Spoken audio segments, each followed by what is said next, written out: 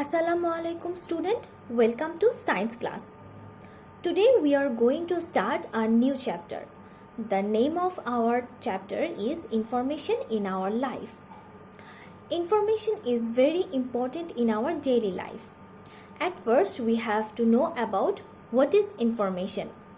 Information is knowledge obtained from investigation, study or instruction. Now we are going to learn about information sharing. What is information sharing? Information sharing is an activity through which information is exchanged among friends, families and other people. Suppose your school starts from next Saturday. You get this information through SMS service.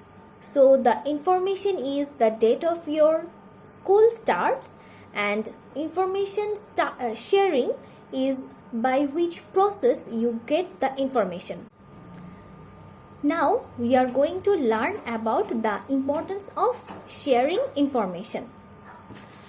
Number 1 is away from contagious disease. By sharing information, we can keep our friends and family away from any kind of contagious disease. Number 2 is meteorological forecast. Meteorological forecast related information can save many coastal people's lives.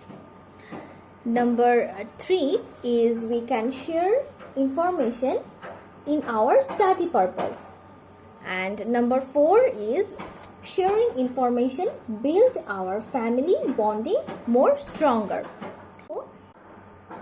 So these are some importance of information sharing. Now our last topic is how to collect information. We can collect information in many ways, such as talking with other people, writing letters, reading newspaper or read any kind of scientific journal. On the other hand, we also can collect information from internet.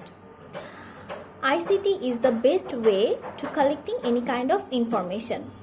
The full form of ICT is Information and Communication Technology. Some example of ICT is computer, internet, email, TV, radio, mobile phone, etc.